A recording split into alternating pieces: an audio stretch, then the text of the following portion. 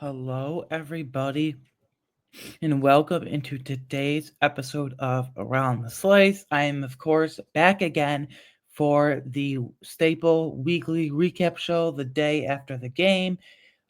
Just of note, if you were looking for a previous show last Friday, a few days ago, I'm sorry I had some technical difficulties with equipment on my end, so I unfortunately could not get that out. I really wanted to, but some technology stuff got in the way. Anyway, let's get right to it. The Buffalo Bills unfortunately lost an absolute shootout, absolute classic to the Los Angeles Rams by a final score of 44-42 in Los Angeles, mind you, excuse me. So I mean, an absolute shootout. I kind of had a feeling this would be an absolute shootout, but I didn't know the Bills defense. We'll get to it, but the Bills defense was 99% of them personnel wise were hot garbage.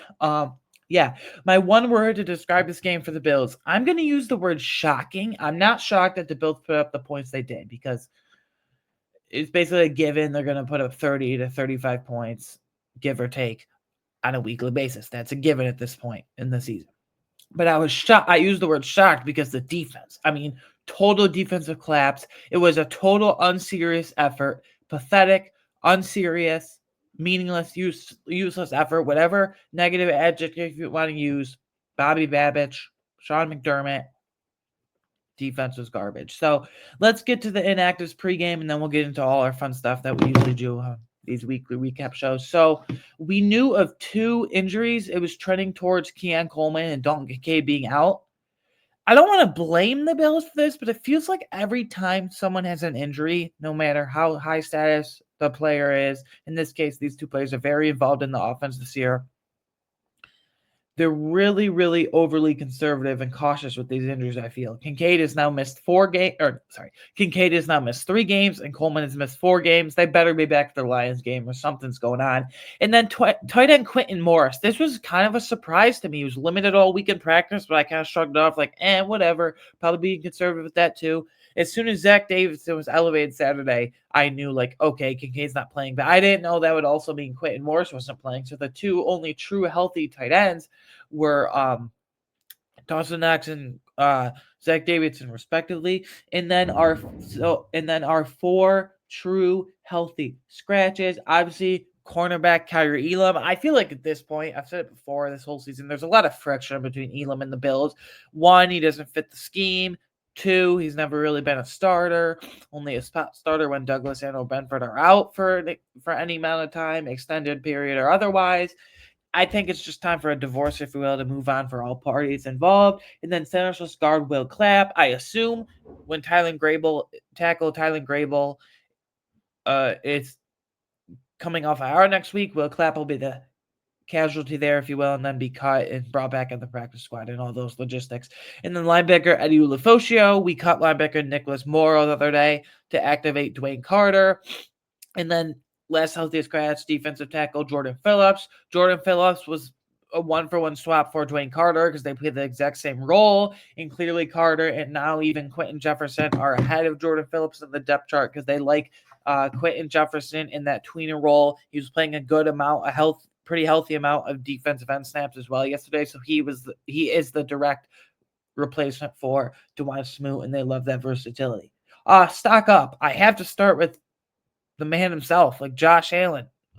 Holy Jesus, did he put up video game type numbers? And I don't even know Madden and video game type numbers in college football 25 and whatever. If you can do that, like, I've never done this. That's just absurd. Here are his stats: 22 of 37. So by far his most passing attempts of the season. Usually settles in around 25 to 30, if that, give or take, 25 to 28, something around there. Somewhere on there, excuse me. So that equates to 59%, and that's mostly first half misfires. Like, he did have a few noticeable misfires in the first half. He was overthrowing receivers a lot, mainly Khalil Shakir, and this one deep bomb to Mac Hollins. 1, he underthrew it, and I think he underthrew it because 2, he waited a tad too long. So Cam Kitchens, who is had a horrible combine, not athletic at all. Josh Allen should have put some more velocity on it. He put too much air on it, and I think he overthrew it, whatever the term was. But He waited too long because Mac Hollins broke free down the seam. It would have been an easy touchdown if Josh Allen would have just thrown it a tad sooner. It wasn't like way too late, but it was noticeably late where like he should have thrown it a second or two sooner and would have been an easy touchdown to Mac Hollins, like 40 yards down the field or whatever it was. So that's the misfire. And then coming in the second to third quarter, he misfired to Khalil Shakir a couple times. I know you say get your hands. I always say if your hands are on the ball, two hands on the ball, you can catch it. Well, Khalil Shakir, it was a diving attempt and it was to his side a lot. And Josh Allen put a lot of arm on it and it was just not accurate at all. And then he had a couple other misfires to Amari Cooper. So if he didn't have those misfires, his completion percentage would have been like 66 to 68%, give or take, in my opinion. So 59%, that's well below the league average. The league average, ideally, you want to be at like 65 to 67%. So again, 59% is underwhelming, but who cares when you put up 6 total touchdowns, 342 passing yards? Absurd, guys. Like, he never puts up that many passing yards because he never has that much passing volume.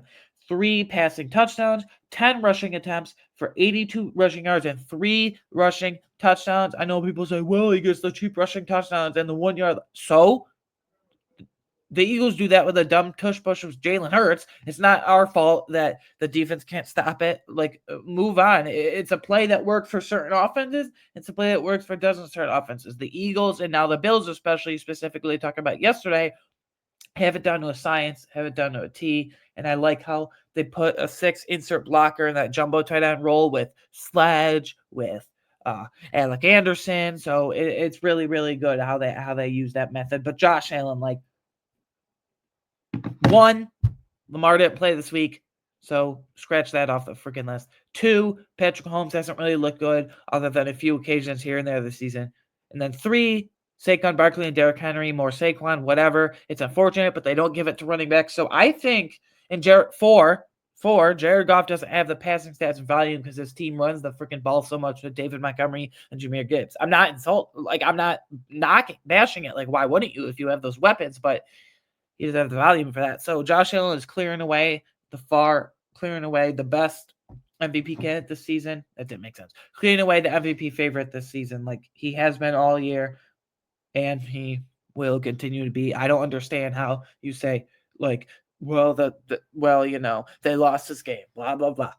Okay, it's an absolute shootout. Calm down. Josh Allen doesn't control the defense. An MVP favorite doesn't control the defense. Look at Joe Burrow with the Bengals. They put up like 30 to 35 points. They're averaging like 30 points over the last month or so, 4 or 5 games, give or take, in their defense, whether it's defensive line, linebackers, corners, secondary, safety, whatever. Their defense is absolutely atrocious to a T. So, yeah, look at Joe Burrow. He could be an MVP favorite now if the defense would just get their together, get their crap together, and actually help. But yeah. And then I want to shout out a running back here. I thought the blocking scheme for the running backs in general were very poor. I found it interesting that Ray Davis didn't get a single touch in this game, not a single carry or receiving yard or reception, I should say rather, excuse me. But James Cook couldn't find anywhere. Ty Johnson rushing couldn't find anywhere. After a certain point, after the first quarter, they just threw it out the window. Let's stop running the ball. If we are running the ball, do it with Josh Allen. But Ty Johnson in the receiving game, like 2 catches, 55 receiving yards, and a touchdown off of the 2 catches. That's like what? 22.5 per, just quick math, 55 divided by 2, 22.5, 22.5 yards per reception. The screen game hasn't really worked all year, but over the last 3 or 4 games, I'm going to shout out 2 guys that the screen game has worked to perfection. Khalil Shakir and Ty Johnson are absolute monsters on the screen game. It doesn't work with anyone else even remotely close. Curtis Samuel been until the dud. It doesn't work with tight end screens with Dawson Knox, Quentin Morris, or Dalton Kincaid. Khalil Shakir and Ty Johnson are killers in screens, though, especially Shakir and now Johnson. So I just want to shout out that I loved the play design on the little flip to Ty Johnson on the touchdown. Josh Allen took the snap, faked it one way to Khalil Shakir, and then went the other way to Ty Johnson and totally tricked and fooled the defense. So that was a nice little play design and wrinkle by Joe Brady there. And then a few weapons I got to shout out. Wide receiver Khalil Shakir. I don't want to say he had a bad game or down game last week. They just didn't need him much because they run the ball so much. Because by halftime, give or take third quarter, somewhere around there, I believe, if I remember correctly, Bills and 49ers in the snow game, that he only had like 3 catches for 30 yards and no touchdowns. But like Khalil Shakir, this game, huge bounce back, 5 catches, 106 yards, and a touchdown. And he is like a running back, not only on the screens, not only in the middle of the field, but once he gets the ball in his hands, whew, he's an absolute dynamo. He's like a running back with the ball in his hands, like Debo. Like, I know he doesn't take handoffs and jet sweeps like Debo, but he can take you all levels of field. You want to give him a quick pitch or screen, or sorry, you want to give him a quick screen at or a little further line of scrimmage? Okay, he'll take it to the house. You need a clutch third down conversion into a first down? Okay, middle field, got it. And the Bills haven't unlocked and utilized this season, but you want chunk plays downfield? He can do it. Like, he can stretch vertically down the field. That's an underrated element of his game. So I really like how they deploy Khalil Shakir. And I'm looking for like an 18, damn near, give or take, $20 million a year extension this offseason for the man, Khalil Shakir. And then wide receiver Amari Cooper. I think it's fair to say Amari Cooper's only played 3 or 4 games for us because he missed those 2 or 3 games with the wrist injury. Pretty serious, apparently. So I don't want to say he's been disappointing, but he's been kind of I guess he has been disappointing since we traded for him. But this was the big blow-up game. 6 catches for 95 yards. He would have had well over 100 yards if Josh Allen hadn't missed him on those 2 or 3 passes. Like I said, Josh Allen could have improved his completion percentage, but he was overthrowing Matt Collins a time or two, Amari Cooper as well, and especially Khalil Shakir in the middle of the field. And then speaking of Matt Collins, 4 catches, 57 yards, and a touchdown. And Matt Collins is known as a deep threat and is a surprisingly good separator, right? Well, he had 2 catches that really stood out to me of the 4 in this game. He's not known for this, but 2 catches to move the chains on third down. You don't think of guys like on third down, like Matt Collins on third down to give you a gotta have it first down in the middle of the field. Your middle of the field targets are usually Khalil Shakir and Dawson Knox, respectively, right? But Matt Collins, considering this might be a hot take. I don't think it is, but maybe you do. Considering the price point, considering the skill sets, considering that, type of character he is, I would rather have Matt Collins than Gabe Davis. Just better hands, surprisingly good route running in the middle of the field. And now he's developing a huge red zone threat, and I think a huge special teams contributor as well. Speaking of another weapon, tight end Dawson Knox, it's not his fault, but he only had like 1 catch for 8 yards. I don't know why they couldn't open up the middle of the field with him. It seems like he was on the field for 84% of snaps, so that wasn't an issue. It feels like he was doing a lot of blocking, in the pass game, pass production wise, but I mean, I would love to see him utilized like a lot more. I don't think they've unlocked Dawson Knox to his fullest potential this season, unfortunately. And then the lone defender, 99% of the defense was atrocious, but the lone defender that really stuck out and had a not great game, but near it. Corner Christian Benford, 8 tackles and 2 pass deflections. There's going to be a lot of roster churn, if you will, this offseason. I foresee in the future and a lot of turnover, if you will, in this corner room. I think we trade Kyer Elam. Hot take, let Rasul Douglas walk, give Jamarcus Ingram a chance at the starting job next year, maybe re-sign Christian Benford to a very lucrative corner extension, and maybe, who knows, draft a corner in the first or second round, maybe even third round, diamond in the rough, if you will. And in my opinion, Christian Benford's 1 starting corner, and then next year in 2025, if you trade Kyrie Elam, he's out of the equation there for the competition. But if you keep him, the competition in my eyes can be between Kyer Elam, Jamarcus Ingram in an early round draft pick, first round or otherwise, in my opinion, day 2, whatever. So that three-way battle. But yeah, Christian Benford was the lone good defender. And then my mix section, I thought the safety tandem of Taylor Rapp and DeMar Hamlin was fine. They both had exactly 13 tackles. I put them on mix because good, they led the team in tackles. They were physical, but bad. Uncharacteristically, Taylor Rapp and DeMar Hamlin. DeMar Hamlin misses a lot more tackles than I want him to. Maybe a lot more, but a few more. And Taylor Rapp, uncharacteristically, yesterday against the Rams in Los Angeles, in SoFi Stadium there, he missed quite a bit of tackles too. So the only for sure consistent tackler on this team is like Christian Benford. Everyone else misses a lot of attack. Greg Rousseau. Christian Benford and Greg Rousseau.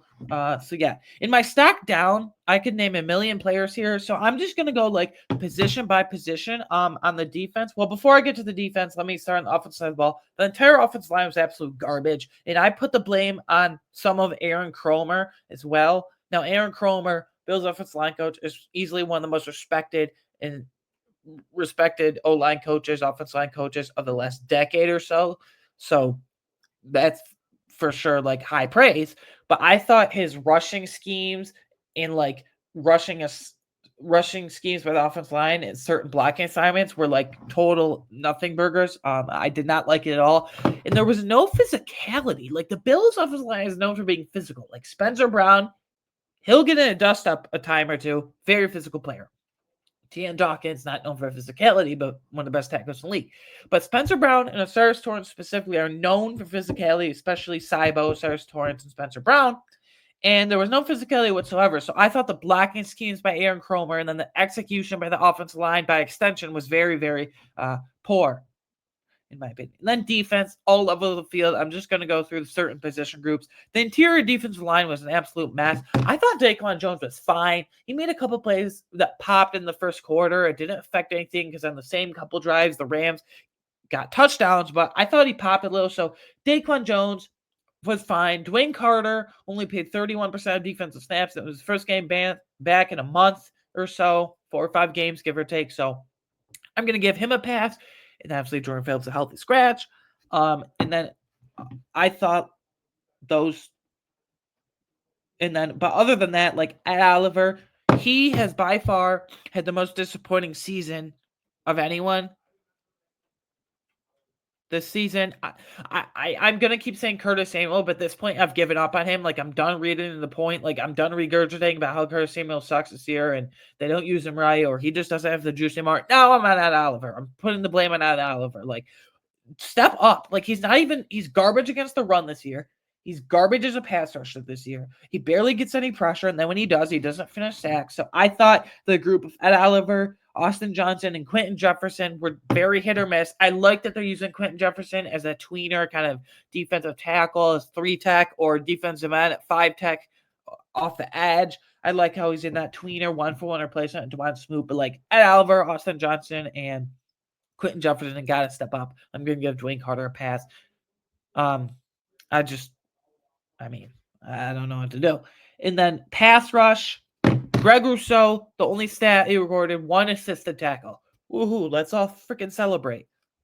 Are you kidding me? The pass rush was absolutely non-existent. I have seen multiple games this season, Rams healthy offensive line or not, multiple games this season where Matthew Stafford has been battered, bruised, turned around for his life, and running for his life, and the Bills defensive line didn't even breathe on him yesterday. He could have made coffee back there. He could have made lunch back there. He could have had a picnic back there with his family. I mean, come on.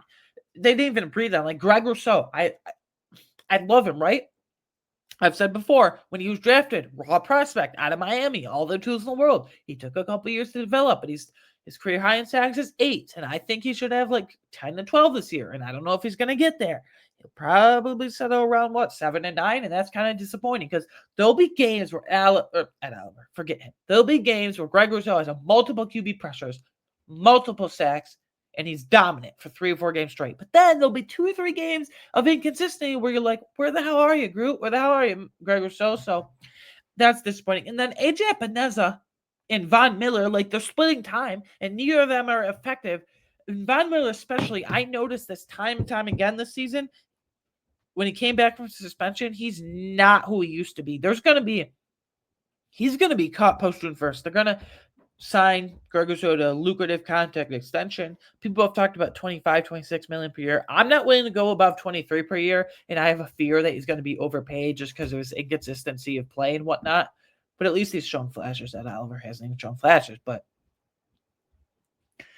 AJ Epineza, Von Miller. I noticed Von Miller, like, he overrushes the QB, and that's like a sin for defensive linemen because that opens up rush lanes for the QB and clear passing lanes. Von Miller overrushes Matthew Stafford multiple times yesterday up the field. That was very disappointing. And then AJ Epineza, He's not a full-time starter in my opinion, but this whole splitting with Von Miller and AJ Epinesa thing, like settle on a guy, and like our depth is clearly hurting. So yeah, and then linebackers Terrell Bernard and Matt Milano, multiple missed tackles by then, multiple missed coverage assignments.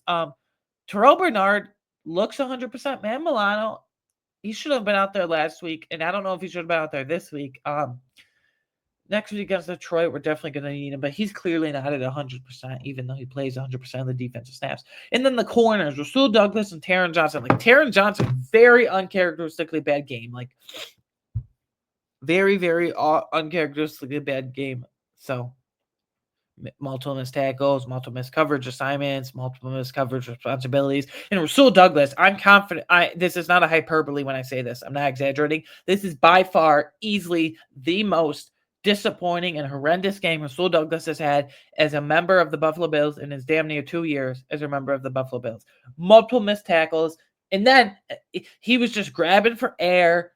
He couldn't cover anybody. He looked like a 31-year-old corner about to be 32 in a few months. I think it's like April or something. That's why I'm letting him walk. He finally showed his age. I think he's going to go on the Stephon Gilmore plan for a few more years, sign $8 to $10 million deals in zone-heavy defenses, and maybe be a rotational guy, low-end starter, or whatever.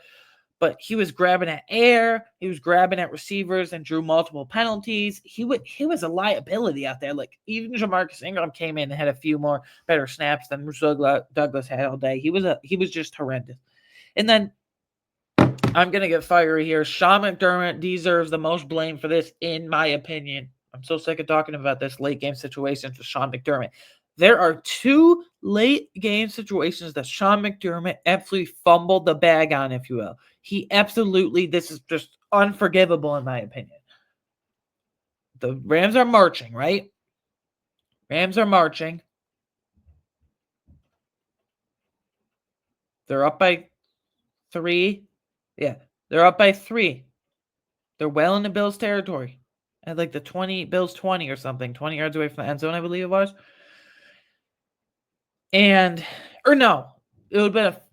Either way, they were deep in Bills' territory, and it was 3rd and whatever. And it's an incomplete pass. But it's holding on the Rams' offensive line, and instead of declining it and making it a 53-yard field goal for Joshua Carty, Sean McDermott accepts the penalty. I said it in the moment. I freaking hated that. Horrible, horrible coaching decision by Sean McDermott. Because, one, if you had declined it, it's a 53-yard field goal, and Joshua Carty, he knows if he even makes that. But 2, you accept it, it's 3rd and whatever, 3rd and 15 or whatever, and your defense couldn't stop a nosebleed to save their lives all day, and you're giving your Rams another 3 down, or another 3rd down to try to stop it, and then 2 plays later, they get the 1st down, blah, blah, blah.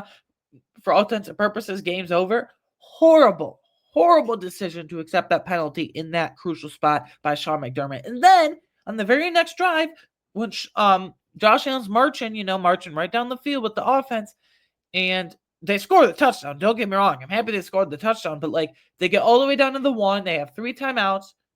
They do a QB sneak that absolutely is a complete failure. The whole defense knew that. In my opinion, I would have gone shotgun 3 plays in a row. If it's incomplete. Oh, well, you have the field goal in your back pocket and make it a 6-point game. And hopefully you don't have to go for an onside kick if you have 3 timeouts and you can stop them and prevent a 1st down, get the ball back. But instead, Sean McDermott decides to call a QB on Josh Allen. They don't get it. They have to burn that first of 3 timeouts. And then they're forced, after the touchdown, to go for an onside kick instead of trying to go for a normal kickoff and pin them deep, probably a touchback, most likely by Tyler Bass, and and stop them all 3 times. Instead, they box themselves in and burned a stupid timeout. So, like in situations, Sean McDermott, in my opinion, that's the thing that's holding you back from being in the elite tier of coaches in the present day these days, because his decision-making and clock management is kind of horrible, unfortunately. So, holding him back a bit. And then special teams coordinator Matthew Smiley. Man, he's got to go. He's just got to get out of here. I mean, after so many years under Heath Farwell, After so many years under Heath Farrell, Matthew Smiley, 2022, his unit was great. 2023, disaster last year. 2024, this year, special teams been a disaster. Between the botched punts by Sam Martin, Reed Ferguson has had quite the horrible year as a long snapper. Missed kicks and extra points by Tyler Bass, allowing huge returns, not getting big returns. Matthew Smiley's got to go.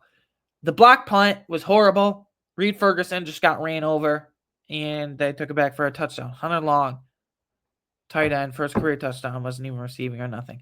It was just a block punt.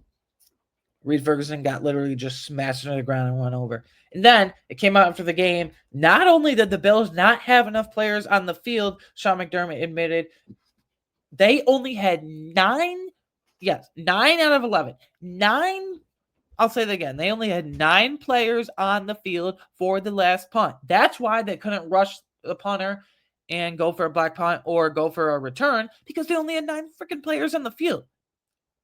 Between the coaching decisions with Sean McDermott at the very end of the game and just special teams blunders, Matthew Smiley absolutely has to go after this year.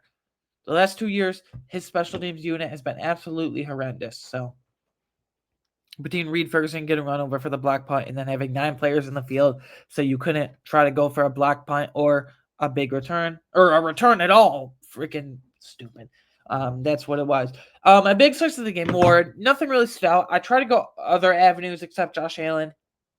Honorable mention Amari Cooper. He finally had the big breakout game as a Buffalo Bill, but I got to give it to Josh Allen. I mean, the guy's an absolute freak show. I mean, come on. Every week, he breaks his own records. Every week, he just ceases to amaze me. It's just unreal what he does. And then my burnt slice of the game award, I thought this defense was pretty good coming into the day. Everyone could see it with their own eyeballs and the advanced metrics, whatever you look at, PFF, next gen stats, whatever you would like to do. The entire defense was just garbage. Defensive line, garbage. Linebackers, garbage. Secondary, garbage. Other than Christian Benford being really good, Taylor Rapp and DeMar Hamlin being so-so, okay, fine, decent, whatever. Everyone else was a hot mess. Pass rush couldn't even breathe on Matthew Stafford, and that's the most frustrating part. So the defense as a whole gets my burnt slice of the game award. They were a mess, to put it lightly. Reflecting on 5 game predictions from previews under our fantasy props, obviously. I apologize again for the technical difficulties. My final thoughts. I know it didn't really come to fruition this game, but this season has proven that this is by far the most succinct and complementary offense that Josh Allen has had his entire career. Josh Allen, before this year, and even dating back to before last year, has had to put on the cape and be Superman, and no run game to speak of whatsoever with LaShawn McCoy in his old age, Devin Singletary, Zach Moss, Nyheim Hines, now James Cook, now Ray Davis, now Ty Johnson. Between the pass and the run game, this is the most complementary offense Josh Allen has ever had. Between the offensive line, the passing game, and the rushing game to support. I'm so sick of talking about this. Brandon Beane needs to find a way to fix this defensive line ASAP this offseason, because I'm so sick of talking about this. We've been talking about this for the last 5 years. Freaking get people that can rush the passer and get people that can stop the run. I'm so sick of talking about this freaking disappointing hell defensive line. Wake up. Do something. Cut Von Miller. Give Greg Rousseau an extension. Draft a couple of young guys. I don't freaking care. Do something, because I'm so sick of talking about this. Despite a loss, this doesn't really change my opinion on this team, and it shouldn't change yours either. This doesn't change what I think this team is capable of achieving this year. They're still Super Bowl contenders. They're still going to get Coleman and Kincaid presumably back for the Lions. The defense will improve. Matt Milano will come back to 100% soon. Taron Johnson, uncharacteristically bad game. Terrell Bernard, uncharacteristically bad game. The pass rush and defense line as a whole worries me the most, because they've been so hit or miss this season, and more miss, unfortunately. So, yeah. Takeaways from offensive snap counts. I thought Sledge would play more than just 5% of defensive offensive snaps yesterday, because obviously didn't know Don Kincaid, obviously no Quentin Morris. So you just had Dawson Knox, 84% of snaps, Zach Davidson, 16% of snaps on tight end. I thought they would use Sledge more as an inline blocker and more as just a true fullback blocker with those two out, but he could play hybrid tight end. But apparently still they didn't. So that's my only, not a complaint, it's just something I noticed. And I don't have any takeaways from the defensive snap count. So anyways, guys, I know that was a really in-depth episode, but I just had to get it out there that I thought Sean McDermott's coaching decisions at the late fourth quarter stage of the game were very questionable. And takeaway, special teams coordinator Matthew Smiley has got to go. Silver lining, I guess. Woke up this morning, silver lining, I guess. So Rams only beat the Bills by 2 points, 44-42. It took silver lining, guys. It took a perfect game for the Rams to even beat the Bills by 2 points. And to beat the Bills, you have to score 40 plus points apparently now, I guess. And that's because Josh Allen's an absolute machine. And even though the defense is garbage, we only lost by 2, and we're still Super Bowl contenders. And I don't know. Really disappointing loss. The defense, unserious effort. No one had any effort. Yeah, it was just pitiful effort. But silver lining is that teams it took all their might and all they had to even beat the Bills by 2 points, and they had to score 40 plus. So teams will have to score at least 40 plus in a minimum, I guess now. Because the Bills are not putting up less than 30, 35, even 40 points as evidenced by yesterday on a weekly basis. Just because of Josh Allen alone, teams have to do that, whether our defense is garbage or not, like it was yesterday. Anyways, guys, I greatly appreciate if you listen to this episode. A lot of in-depth stuff, but a lot of cool insights in my opinion. So anyways, you can follow me personally on Twitter at a13. You can, of course, follow the show on Twitter, like always, at Round Slice. You can watch or listen to this podcast on YouTube, Apple, Spotify, or wherever you get your favorite podcasts.